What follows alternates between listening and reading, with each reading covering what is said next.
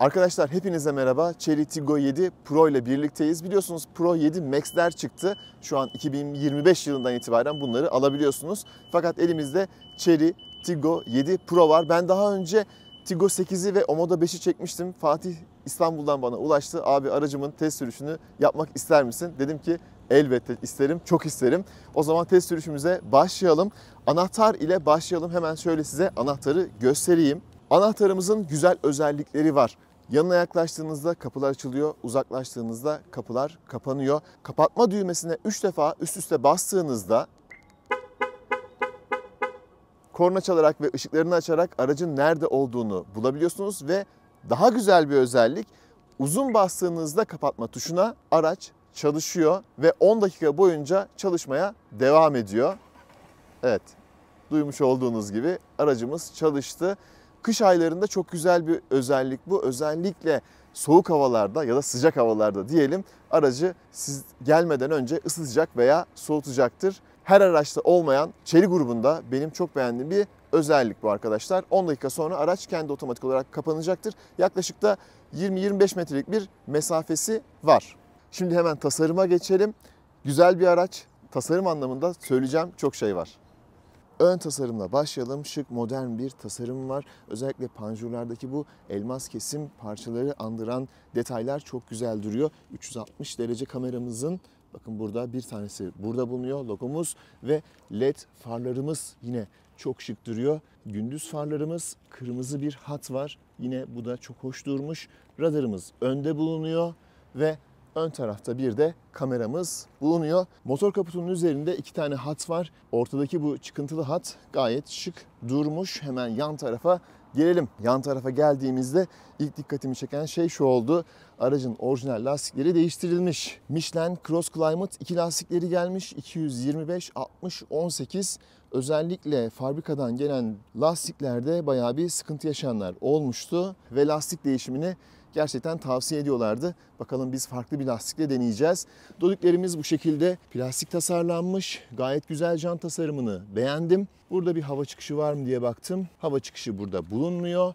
Aynalarımızın üzerinde yine kameramız ve dönüş sinyallerimiz var. Camlarda hem üstte hem altta kromaj detaylarımız var ve araca şıklık katıyor ve üst tarafta tabii ki sunroofumuz var. Arka tarafta bir de köpek balığı antenimiz bulunuyor. Üst tarafta bulunan kapı rayları da çok şık duruyor.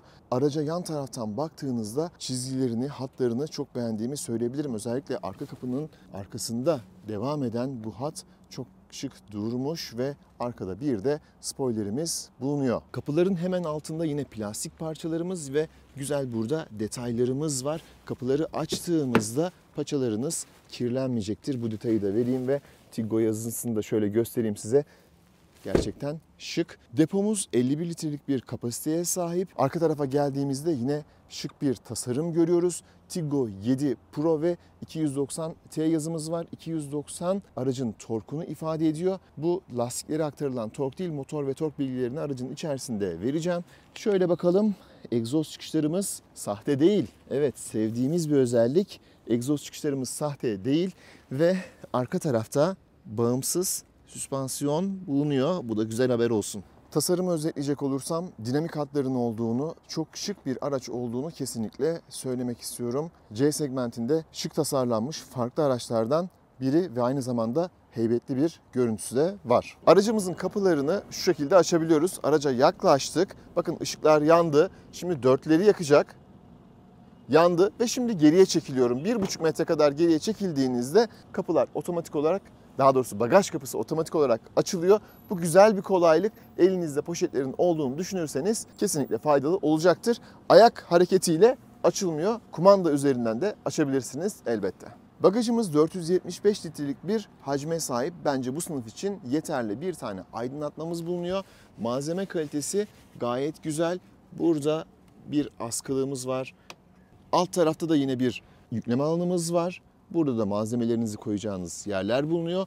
12 volt soketimiz var burada. Kanca ve kanca karşılığı bulunmuyor. Yükleme eşiğimizin de hiç olmadığını söyleyeyim. Bu da yüklemek için gerçekten kolaylık sağlayacaktır sizlere. Koltukları katladığımızda 1500 litreye ulaşıyor buradaki yükleme hacmi. Gördüğünüz gibi burada bir çok fazla yükseklik yok. Sadece kumaşlar burada biraz çıkıntı yapıyor.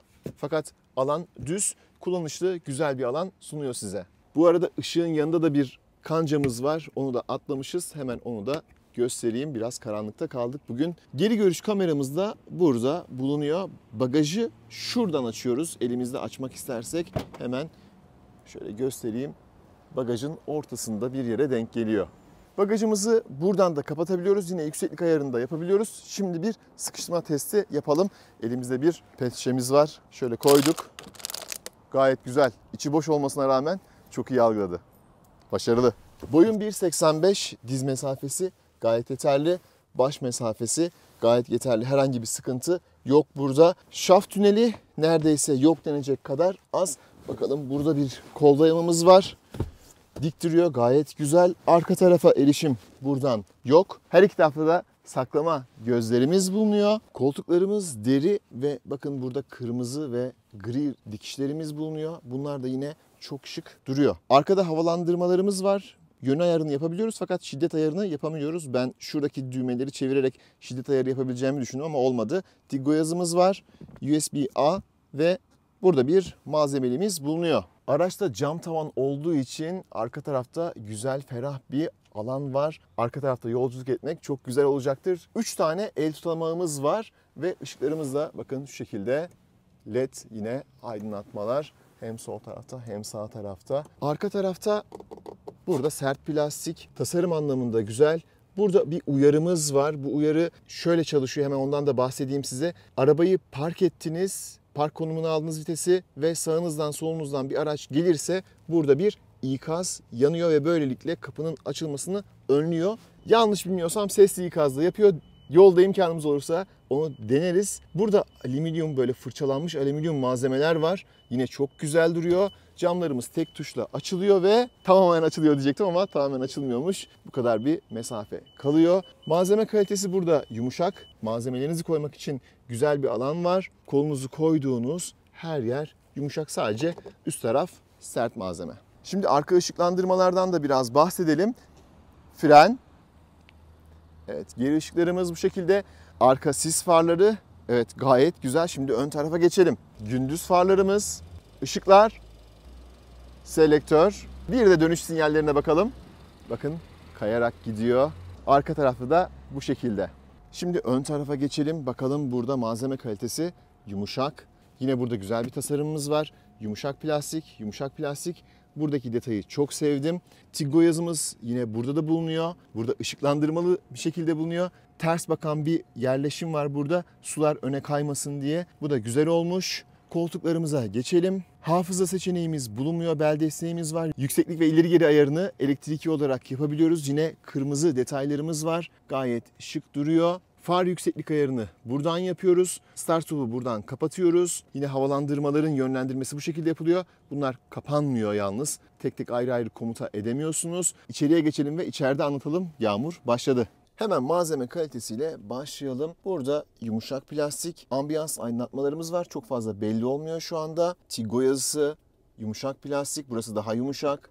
Alt taraf biraz daha sert. Torpido gözümüz var. Soğutma ve ışıklandırma bulunmuyor. Bu bir eksiklik olsun. Gösterge panelinin hemen üst tarafı. Burası da şöyle, arka tarafları biraz daha yumuşak. Buralar biraz daha sert. Herhangi bir ses sistemimiz bulunmuyor. Ve bir eksiklik, bu kadar donanımlı güzel bir araçta ne yok? Kendinden kararan dikiz aynası ne yazık ki bulunmuyor. Güneşliğimiz ve ışıklandırması var her iki tarafta da. Üst taraftaki ışıklarımız gayet şık. Sunroof'u ve perdeyi yine buradan kontrol edebiliyorsunuz. Şimdi direksiyona geçelim. Direksiyon tasarımını ben beğendim. Güzel bir direksiyonumuz var. Alt tarafı kesik. Ele güzel oturuyor. Üzerindeki kullanılan malzemeler güzel. Sol tarafta hız sabitleme sistemi bulunuyor. Sağ tarafta multimedya sisteminin kumandaları bulunuyor. Vites seçicimiz yine güzel tasarlanmış. Burada bir şarj ünitemiz bulunuyor. Yokuş iniş desteğimiz var. AVM tuşuna bastığımızda 360 derece kamera sistemini görüyoruz. Hemen onun da çekimlerini alayım size. Nereye gidecekseniz orayı gösteriyor. 3 boyutlu olarak görebiliyorsunuz. Şöyle aracı çevirebiliyorsunuz da ve sinyali yaktığınızda onu dahi gösteriyor ve bakın sol sinyal verdiğinizde hemen sol tarafa geçiyor. Sağ tarafa sinyal verdiğinizde sağ tarafın görüntüsünü veriyor size. Ön tarafa ya da arka tarafa buradan geçiş yapabiliyorsunuz. Netliğinin gayet iyi olduğunu söylemek istiyorum. Kamera sistemi gayet güzel. Alt tarafta ses açma kapama tuşlarımız bu şekilde tasarlanmış. Çevirmeli bir düğmemiz yok fakat yine manuel tuşlarımızın olması güzel. Menü tuşuna buradan bastığımızda ön tarafa geçiş yapabiliyoruz. Telefonumuza ve ayarlar menüsüne de buradan girebiliyoruz. Yine iklimlendirme sistemi burada yer alıyor. Koltuklarımızda ısıtma var ön tarafta. Tabii ki dijital ve çift yönlü bunların ayarlamasını yapabiliyoruz. Ion özelliğimiz var. Ion özelliğini aktifleştirdiğinizde içerideki havayı hızlı bir şekilde temizliyor ve N95 filtremiz var. Bu filtre sayesinde kabinin içini çok güzel bir şekilde temizliyor. Bu özelliğe de Clean Air adı verilmiş. Burada piyano bilek yapısı kullanılmış. Gayet güzel fakat gördüğünüz gibi aracımız şu anda 24.000'de ufak ufak çizilmeler var. Kendi aracımda da piyano bilek var. Bu kaçınılmaz bir son arkadaşlar. Auto Hold özelliğimiz var. Elektronik park frenimiz bulunuyor. Vites seçicinin şöyle özelliklerinden bahsedeyim. Üst tarafa bastığımızda P'yi alıyor. D'yi almak için geriye çekiyoruz. Bakın D şu an yeşil yandı. Manuel almak için sola çekiyoruz. Vitesi geriye çektiğimizde vites düşürüyor. İleriye ittirdiğimizde vites arttırıyor. Direksiyonda vites değiştiricilerimiz bulunmuyor. Pedal shift'lerimiz bulunmuyor. Sürüş modlarımızı buradan ayarlıyoruz. Geriye çekerek çalışıyor. İleriye ittiremiyoruz. Eco, normal ve spor modumuz var. Renk değişimi yapıyor. Fakat buradaki göstergeler değişmiyor. Bunun da bilgisini vereyim. Fakat güzel bilgiler veriyor sizlere. Onlardan hemen şöyle bahsedeyim. Bu arada yakıt tüketimini muhtemelen görmüşsünüzdür ve merak ediyorsunuzdur. Son 213 kilometrede 11.1 litre yakmış. Evet, onları artık yorumunuzda belirtirsiniz. Bakalım ben test tüketimi olarak ne elde edeceğim? Ondan da bahsedeceğiz. Sürüş destek sistemini buradan görebiliyoruz. Şu sol taraftaki düğmeyle değiştirdim, onu da söyleyeyim. Aracın lastik basınçlarını ve sıcaklıklarını görebiliyoruz. Sıcaklık eğer 80 derecenin üzerine çıkarsa ikaz da veriyor. Bu da güzel bir özellik. Navigasyon bilgisi yok şu anda. Sürüş menüsünden ESC ayarlarını, yorgunluk eğer istersek buradan kapatabiliyoruz. Diğer menülerimiz de bu şekilde. Buradaki ekran da çok güzel ve kullanışlı ve bu arada bakın şu anda bizi dinleyen biri var. Bakalım dinliyorum diyor. Sesli olarak komutlarımızı gerçekleştirebilecek mi? Sıcaklığı 23 dereceye ayarla. Evet, gayet güzel. Sıcaklığı bakın 23 dereceye ayarladı. Daha önce Türkçe dil seçeneği yoktu fakat şu anda var. Camları açtırabilirsiniz ya da basit komutları gerçekleştirebilirsiniz. Navigasyon şu anda Türkiye'de kullanılmıyor. Fakat Apple CarPlay ve Android Auto'yu kablosuz olarak bağlayabiliyoruz. Bu arada ön konsolun hemen altında 2 adet USB bağlantısı ve burada malzemelerinizi koymak için bir alan tahsis edilmiş. 12 voltluk çıkışımız da burada bulunuyor. Burayı da kullanabilirsiniz. Bardak tutucuğumuz var. Kol dayamamız ileri geri hareket ediyor. Ve içinde bakın burada soğutma özelliğimiz var. Şurada bir anahtar simgesi var. Bunun ne işe yaradığından da bahsedeyim. Eğer kumandanın pili biterse kumandayı buraya koyuyorsunuz ve bu şekilde çalıştırıyorsunuz arkadaşlar. Bu bilgiyi de iletmiş olayım. Şimdi artık sürüşe geçebiliriz. Her zamanki gibi emniyet kemerimizi öncelikle bağlıyoruz. İstanbul'da yağmurlu bir hava var. Aman yağsın diyelim. Anahtarımızı şuraya bırakalım. Aracımızı çalıştırdık. Güzel bir karşılama ekranı geldi. Buradaki ekranın netliği gayet güzel, hoş.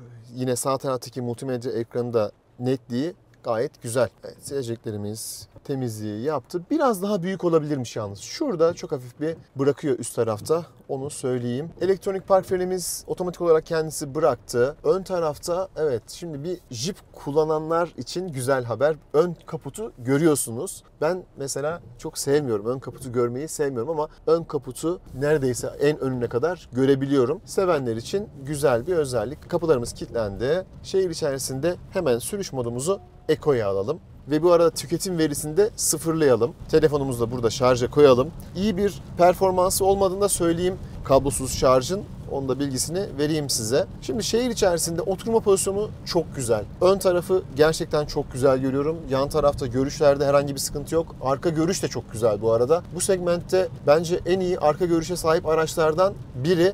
Buradaki işte eksiklik ne? Kararan dikiz aynasının olmaması. Bu bir eksiklik. 2023 modellerde bu böyle. 2024'lerde Avantgarde modeliyle bu hatayı giderdiler. Onun da bilgisini vermiş olalım. Şimdi kasisten geçeceğiz. Şöyle bir konforunu da değerlendirmek istedim. Gerçekten konfor odaklı bir amortisör sistemi var. Sessiz de çalışıyor. Herhangi bir problem hissetmedim çukur geçişlerinde. Yine dikkat ediyorum. Beni rahatsız eden herhangi bir husus olmadı. Çekime gelirken de yan tarafta da zaten biraz izlemiştim. Evet bakın bayağı hızlı geçtik. Fark etmedim kasisi. Yine burada bile gayet güzel sönümleme yaptı. Koltuklar güzel tutuyor. Elinizi koyduğunuz, dokunduğunuz her yer iyi bir malzemeyle kaplanmış. Apple CarPlay'imizi bağladık. Burada yine ekranın güzel olduğunu söyleyeceğim. Şöyle bir bakalım netliğine. Herhangi bir problem yok. Müzik sisteminden de hemen bahsedelim. Müzik sistemi zaten kendine has güzel bir böyle bir müzik sistemi yok. Standart müzik sistemi var. Sony müzik sistemi bu donanımda, bu araçta bulunmuyor. Yeterli bir müzik sistemi var. Fazlasını ister miydim? Ben isterdim açıkçası müzik dinlemeyi çünkü seviyorum araçlarda. Fren pedalından bahsedeyim. Fren pedalının dozajlamasını ben beğendim. Chery'ler ilk geldiğinde, arkadan bir trafik geldiğinde ya da bir motosiklet çok yaklaştığında dörtleri yakıyordu. Daha sonra bu güncelleme ile giderildi. Şu an isterseniz bu özelliği açıp kapatabiliyorsunuz. Ben tabii ki kapattım. Biraz dikkatinizi dağıtıyor. Her arkanıza yaklaşan aracın dörtlerinizi yakmasını istemiyorsunuz. Hatta bazen motosikletler bununla biraz dalga geçtiği de oldu. Sosyal medyada gördük bunu. Motorcu kardeşlerimiz de yapmasınlar lütfen. Ben de bir motosiklet kullanan olarak bunu söylüyorum. Ses yalıtımı güzel yapılmış. Yollarda bakın bayağı bir su olmasına rağmen o suyun sesi çok fazla gelmiyor. Üst tarafta sunroofumuz açık. Oradan biraz tabii ki hafif ses gelebilir ama görüntü kalitesi için ben biraz orayı açık tutmakta faydalı buldum. Çünkü bayağı kapalı bir ortamdayız şu anda. Şehir içerisinde Eco modda kullanıyorum. Herhangi bir cansızlık hissetmedim. Tepkilerimi sanki bir normal modda kullanıyormuş gibi alıyor. Herhangi böyle bir gaz pedalına bastınız gitmiyor durumu olmuyor. Tabii ki gaz pedalı biraz daha tepkileri yavaş. Fakat çok hissiz, çok gevşek değil. Direksiyon bu arada yumuşak.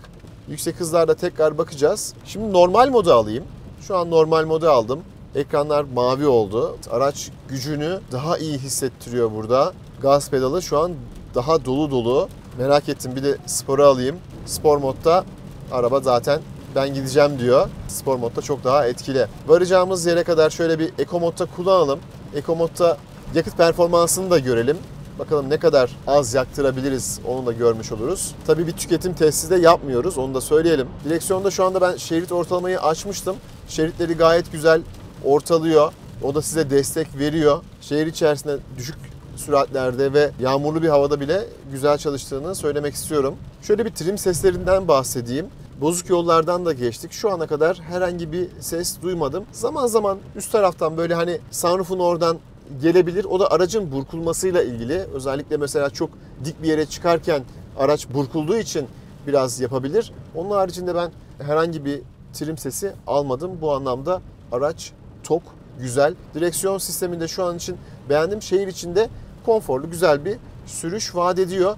Çok böyle hisli değil gibi. Onu yüksek hızlarda daha iyi anlayacağız.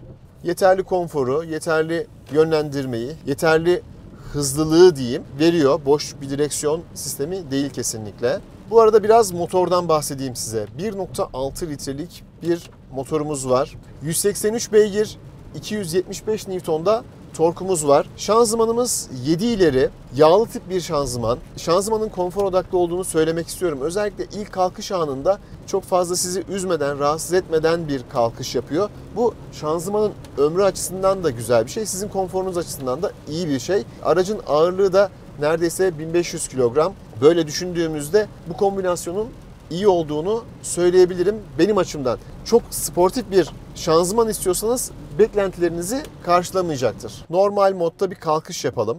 8 litrelik bir tüketim elde etmişiz. Çok fazla trafiğe girmedik. Yani araç biraz yakıyor arkadaşlar. Yeşilin yanmasıyla bastım. Evet çok kötü değil kesinlikle kötü değil.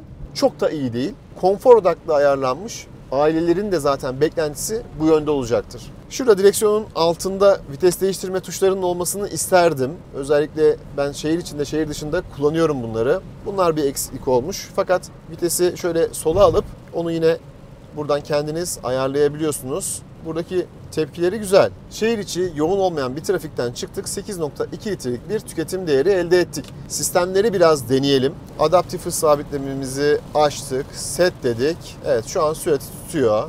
Direksiyonu da tutuyor. Şimdi süratimizi şuradan 90'a ayarlayalım. Süratimizi evet şuradan görebiliyoruz kaça ayarladığımızı. Uzun basarsak 10 artıyor. Şerit asistanı kapalı uyarısı geldi. Muhtemelen yolu görmediği için evet kötü hava koşullarından dolayı ama bakın şöyle bırakayım yine de çalışıyor. Aracı devralın dedi. Şöyle direksiyonu bir tuttum. Tekrar bıraktım. Şeridi çok güzel ortalıyor. Bu hava koşullarında bunu gerçekleştirmesi gerçekten iyi bir performans sunduğunun göstergesi. Aracı devralın diyor. Devralmayalım bakalım ne olacak. Şöyle biraz sağa doğru çıktı. Muhtemelen evet asistanı artık kapattı. Adaptif hız sabitleme sistemimiz var ve bakın şu anda süratim 80'e ayarlı. Öndeki araç düşük bir süratle gittiği için 63'e kadar düştü. Sol tarafa geçtim. Aracın önünü açacağım. Hiç gaza frene basmıyorum. Hop tekrar hızlanmaya başladı. Kör nokta uyarı sisteminde bir araç evet olduğunda yine burada ekranda da gösterdi. Aynada da gösteriyordu. Yine bu da güvenlik anlamında bir artı. Önde araç vardı, onu gördü. Bakın araç şu anda ayrıldı. Gayet emniyetli, böyle ürkütmeden, hiç korkutmadan sizi güzel bir frenleme yaptı. Şimdi ölçümlemelerimizi yapacağız ama yağmur var.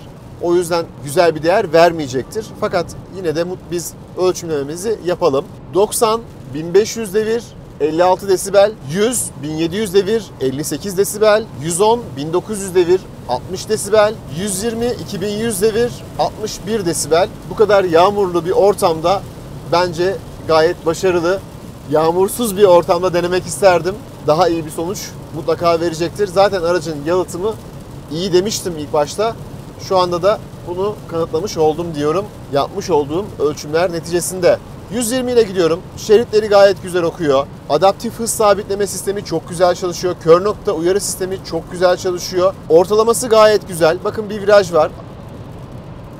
Gayet güzel dönüyor virajı. Tutmamı istedi. Tuttum, bıraktım. Evet. Viraj dönme kabiliyeti de güzel. Biraz şu anda sol tarafa yanaştı. Evet, tekrar ortaladı. Gayet güzel.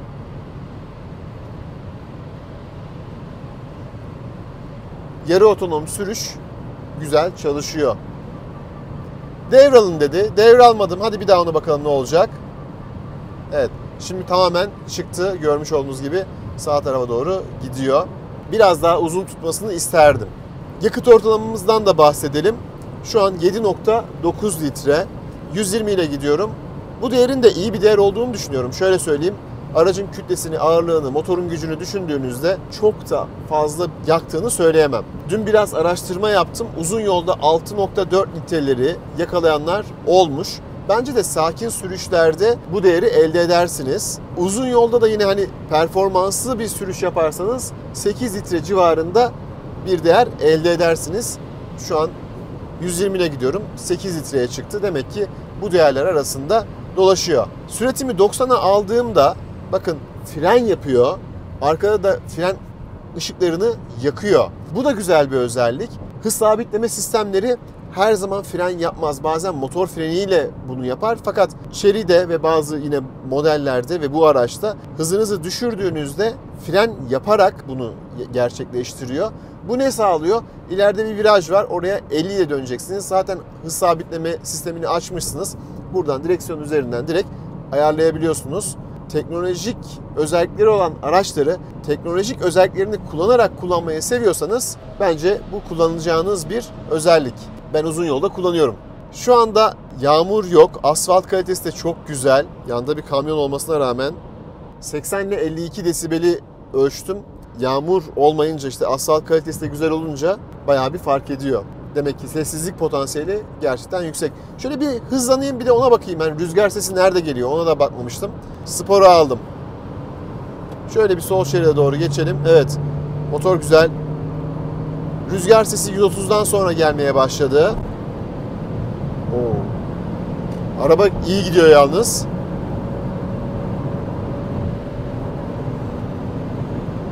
Evet.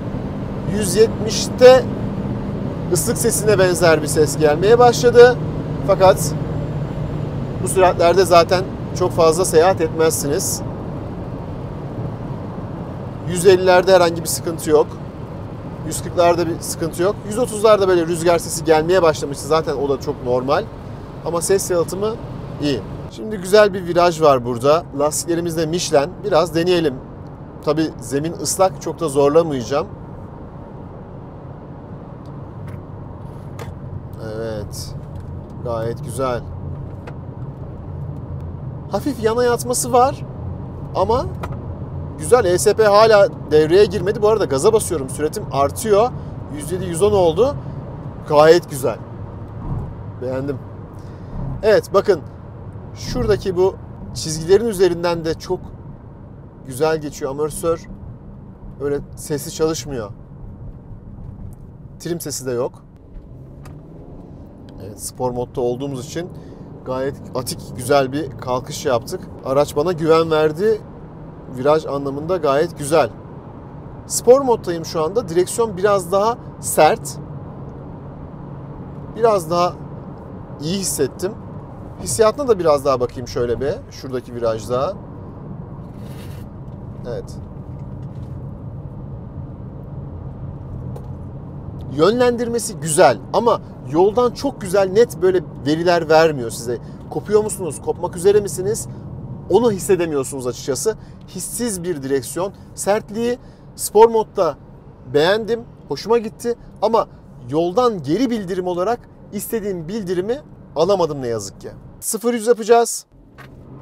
Oo, patinaja kaldı. İyi toparladı.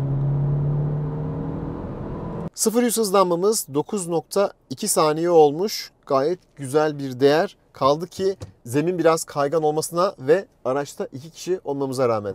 Fren testi yapacağım. Evet, 4'leri yaktı. Güzel bir şekilde uyardı. Fakat bence iyi bir performans elde edemedik. Şimdi hemen bakalım ona. Fren mesafesinde biraz bizi şaşırttı. 51 metre. Fakat burada yani asfaltın ıslak olmasından dolayı olduğunu düşünüyorum. Lastikler de Michelin Cross Climate 2. Burada bir daha viraj denemesi yapalım.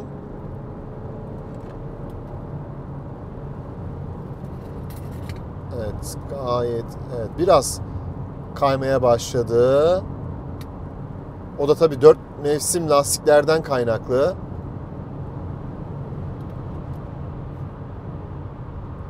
Evet. Bir aile aracından fazlasıyla beklentinizi karşılayacaktır. Viraj anlamında gayet güzel. Yazlık bir lastik olmuş olsaydı çok daha iyi bir sonuç elde ederdik.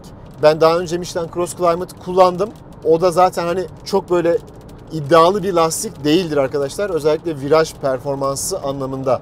Sonuçta biliyorsunuz 4 mevsim lastikler her mevsimde en iyi performansı göstermeye çalışırken ortalama bir performans size sunarlar hem yaz hem de kış mevsiminde. Şöyle bir gövde salınımına bakayım. Evet. Amortisörler konfor odaklı. O yüzden araba sağa sola yatıyor. Arka tarafta bağımsız süspansiyonlarımız var. Konfor anlamında size katkı sağlıyor. Yol tutuşu anlamında katkı sağlıyor. Aracın amortisör dengesi konfor odaklı olmuş. 80-120 ara hızlanmamıza bakalım. Spor moddayız. Bastım. Evet. Vites düşürmesi biraz yavaş oldu. Fakat kavradıktan sonra çok güzel aracı hızlandırdı ve 150'ye kadar neredeyse geldik. Güzel hızlanıyor. İlk tepki süresi biraz yavaş. 5 saniye son zamanlarda görmüş olduğum en iyi değer. 2025 modellerde yani sıfır alacağınız araçlarda biliyorsunuz Tiggo 7 Pro Max'ler çıktı. Pro Max'lerde durum biraz farklı. şöyle farklılıklar var. Hem aracın dışında hem aracın içinde tabii ki iyileştirmeler, güzelleştirmeler var. Donanımları da hem isimleri değişti hem de bazı donanım seçenekleri arttı. Mesela ön camlarda ısıtma geldi ve aynı zamanda ön koltuklarda soğutma özelliği de geldi. 2024-25 Pro Max modellerinde. Fakat bazı şeylerden de kaybetti. Ne gibi? Motor gücünden kaybetti. Bu aracımız 183 beygirdi. Pro Max modelleri 145 beygir ve yine 275 Newton torka sahip. Pro Max modellerinde 0-100 hızlanma 10.3 saniye. Pro'larda tabii daha güçlü olduğu için 9.2 saniye. Tabii Pro Max'lerin de artısı ne oldu? Yakıt olarak 7.3 litre, yani fabrika verisi olarak baktığınızda 1 litre daha az yakıyor Avrupa Birliği normları gereği. Maksimum hız olarak baktığınızda Pro modellerde 200 km, Pro Max modellerde 180 km maksimum hızı da fabrika verisi olarak görüyoruz. Kullanmış olduğumuz araç Excellent, Comfort, Luxury ve Excellent olarak 3 tane donanımı var. Mutlaka donanım tablosuna bakın. Güzel de renk seçenekleri var. Kesinlikle renklerini de ben beğeniyorum. Kırmızı rengi de yakıştırdığım araçlardan biridir Tiggo 7. Bu arada Euro NCAP'ten 5 yıldız almış. Bu da güzel bir değer. Ben aracın altında herhangi bir paslanma görmedim. Park frenimizde acil durum desteği var. Bu ne demek? Fren pedalında bir sıkıntı oldu ya da sürücüde bir sıkıntı oldu. Fren yapamıyorsunuz ama yan tarafta yolcu ya da siz park frenini çekerek aracı durdurabilirsiniz. Şimdi durduralım. Çektim. Oo. Harika durdurdu. Çok güzel durdurdu. Çok başarılıydı. Yani bu kadar da iyi durduracağını beklemiyordum. Gözlük saklama gözümüz var burada. Bundan bahsetmemiştim. İçi de güzel kumaş malzemeyle kaplanmış. Onu da eklemiş olayım. Şimdi aracın artılarından bahsedeyim. Konforlu, güvenli, donanım olarak baktığınızda güvenlik donanımları çok güzel, iyi de çalışıyor. Herhangi bir sıkıntısını ben görmedim. Kullanımı rahat, koltuklar sizi gayet güzel tutuyor. Görüşle ilgili herhangi bir probleminiz yok. Ses yalıtımı da araçta iyi düzeyde. Amortisörler konfor odaklı ve sessiz çalışıyor. Kör nokta uyarı sistemi de bu arada gayet güzel çalışıyor. Ses sistemi sınıf standartlarında daha iyisini olmasını isterdim. Özellikle Sony ses sistemini isterdim. Fren pedalını, gaz pedalını beğendim. Yine vitesin çalışmasını ben beğendim. Konfor odaklı olması bence güzel, daha uzun ömürlü olacaktır. Eksilere geçecek olursak, evet biraz fazla yakıyor. 1 litre kadar, 2 litre kadar, hani şehir içerisinde çok fazla kalırsanız belki 2 litre kadar fazla yakacaktır. Bence buradaki en büyük kusur şu. Yani bu kadar lüks bir araçta ilk defa bunu gördüm. Kararan dikiz aynasının, kendinden kararan dikiz aynasının olmaması büyük bir eksiklik. Onun haricindeki ekranlar olsun gayet güzel. Burada temaları da değiştirmek isterdim ama yani temalar da değişmiyor. Böyle yuvarlak temalar var. Bunlar da değişiyor olsaydı güzel olurdu. Şimdi ne yaktık? Biraz da ondan bahsedelim. Ortalama 8.6 litre yakmışız test tüketimi olarak. Aracı ilk aldığımızda 11 litreydi. Yani şehir içerisi kullanım olarak baktığımızda evet 10 litre olsa daha iyi olurdu diyelim. 11 litre, 1 litre, 1,5 litre fazlası var. Direksiyon evet hissiyat olarak biraz daha hisli olsaydı yine iyi olurdu. Eksi yanlarından birine de bunu eklemek istiyorum. Onun haricinde bagajı olsun, arkadaki kullanım alanı olsun gayet güzel. Malzeme kalitesinde de ben herhangi bir sıkıntı görmedim. Tabii piyano bilek kullanıldığı için burada çizilmeler olmuş. Bunlar gayet normal olacaktır. Adaptif hız sabitleme sisteminin durma kalkma özelliği de var. Öndeki araç durduktan 3-5 saniye içerisinde kalkarsa kendisi otomatik olarak kalkıyor, hareket ediyor. Biraz beklerseniz gaz pedalına basıp daha sonra devam edebiliyorsunuz. Onun da çekimlerini hemen gösterelim size. Hız sabitleyiciyi açtım. 40 ayarlı. Önümde kırmızı ışık var. Hiçbir şeye basmayacağım. İnşallah duracağız. Evet. Şöyle bir korktum ama yok. Gayet güzel. Geldi. Durdu. Süreyi, mesafeyi mi ayarlıyor? Ben bastım. Aslında çok güzel durmuştu. Sonra tekrar gitti. Evet, öndeki aracı gayet güzel gördü şu anda. Frene basmıyorum. Araya bir araç girdi, onu da gördü. tedirgin etmedi. İleride kırmızı ışık yandı. Önüme bir araba geldi. Frene basmadım. Bekliyorum. Evet, kendisi çok güzel bir şekilde durdu. Evet.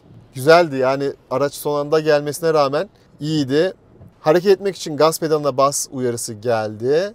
Öndeki araç biraz ilerledi. Bakalım bizim aracımız ilerleyecek mi? Yok, ilerlemeyecek çünkü zaten biz gaza basmamız lazım. Gerek yok bence bu kadar kısa mesafelerde, özellikle çift kavrama şanzımanlarda. Evet, öndeki araç ilerledi. Gaza bastım, çektim. Eco modda olduğum için daha yavaş, daha böyle ekonomik devam ediyor. Minibüs yine önümüze geldi. Yine onu da gördü. Buradan mesafeyi de ayarlayabiliyoruz bu arada. Uzak, yakın. Mesela şu anda uzakta, şurada alt tarafta gözüküyor. Evet. Gayet güzel. Ayrıldı. Yine basmıyorum. Kendisi hareket ediyor. Yarı otonom sürüş diyebiliriz buna. Gayet güzel çalışıyor. Şehir içinde de güvenli bir şekilde aracın durduğunu gördük. Fakat bir denememizde de araç istediğimiz gibi durmadı. Önce durdu, ondan sonra tekrar hareket etti. Bunu da belirtelim. Sonuçta bunlar tam otonom sürüşler değil. Yarı otonom sürüşler, sizin de mutlaka dikkatli olmanız gerekiyor. Size tabii ki bir konfor, bir güvenlik sağlayacaktır. Ama tabii ki tüm kontrolü de araca bırakmayın uyarısını vermiş olalım. Fatih Bey ile birlikte çektik bu videoyu. Kendisi aslında kameraya ben çıkmak istemiyorum dedi. Arkada şu anda. Kendisine çok teşekkür ediyorum. Bir abonemiz Tiggo 7'nin çekimini yapar mısın, testini yapar mısın diye sormuş. O da o yorumu okuduktan sonra bana ulaştı Instagram kanalı üzerinden. Konuştuk, görüştük, anlaştık ve bu testi gerçekleştirdik. Siz de eğer aracınızın bu şekilde test edilmesini isterseniz Instagram kanalından bana ulaşabilirsiniz. Güzel bir sohbetimiz, arkadaşlığımız olmuş oldu Fatih Bey'le de. Bundan sonra da muhtemelen görüşmeye devam ederiz. Kendisine tekrar teşekkür ediyorum ve çalışma hayatında da başarılar diliyorum. İnşallah daha iyilerini alma planları var. Daha iyisini aldığında da inşallah bir çekim yaparız diyelim. Şöyle bir durum yaşadık. Bakın şu an bir bayır çıkıyorum ve araç sürekli patinaja kalıyor. Islak zemin.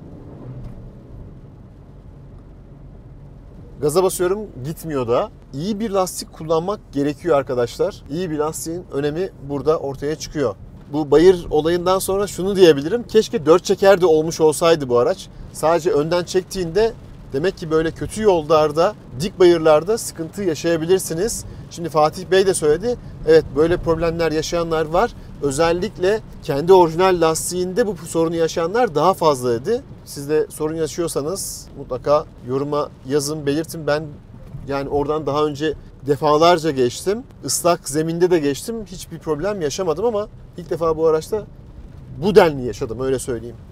Testlerimiz bitmez bizim. Yokuş iniş desteğini deneyelim. Şuradan bayır aşağı iniyoruz. Şu an açtım, aktif.